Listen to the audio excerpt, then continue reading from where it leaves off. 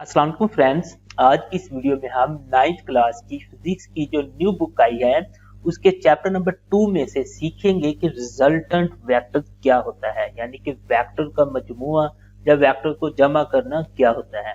तो हम सबसे पहले रिजल्टेंट वेक्टर की डेफिनेशन देखते हैं।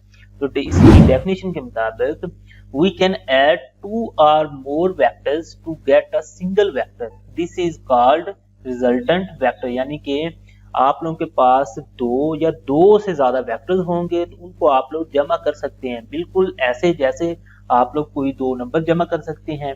फॉर एग्जाम्पल आप लोगों के पास दो नंबर्स हैं 5 और दूसरा एक नंबर 5 है और दूसरा नंबर 6 है, तो आप उसको जमा करते हैं तो एक नया नंबर आता है 11।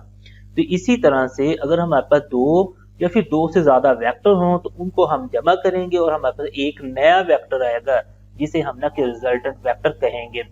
अब इनको कैसे जमा करते हैं? फॉर एग्जाम्पल मेरे पास एक वेक्टर ए है और एक ये दूसरा वेक्टर बी है, इनको मैंने ना जमा करना है। तो इसके लिए हम ना कि एक मेथड यूज करते हैं हेड टू टेल रूल। उसके मुताबिक पहला जो वेक्टर है ना उसको आप लोगों ने बिल्कुल उसी तरह से लिख देना है जैसे वो था।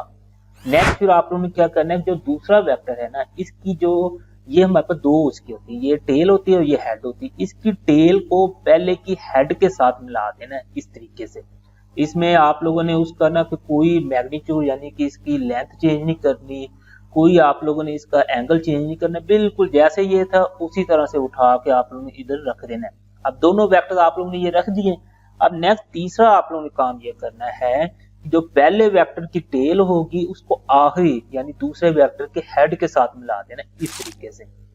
तो ये आप लोगों के पास ये नया वेक्टर आएगा, इसे हम कहेंगे रिजल्टेंट वेक्टर। तो ये r इज इक्वल टू हमारे पास हो जाए a प्लस बी, यानी कि इन दोनों को जमा करने से हमारे पास ये एक नया वेक्टर आया है। अब नेक्स्ट चलते हैं कि चले ये तो दो वेक्टर को हमने जमा कर लिया, तीन वेक्टर को हम कैसे जमा करेंगे। तो उसके लिए हमारे पास फॉर एग्जाम्पल एक वेक्टर a है, ये एक वेक्टर b है और एक और वेक्टर हमारे पास c है।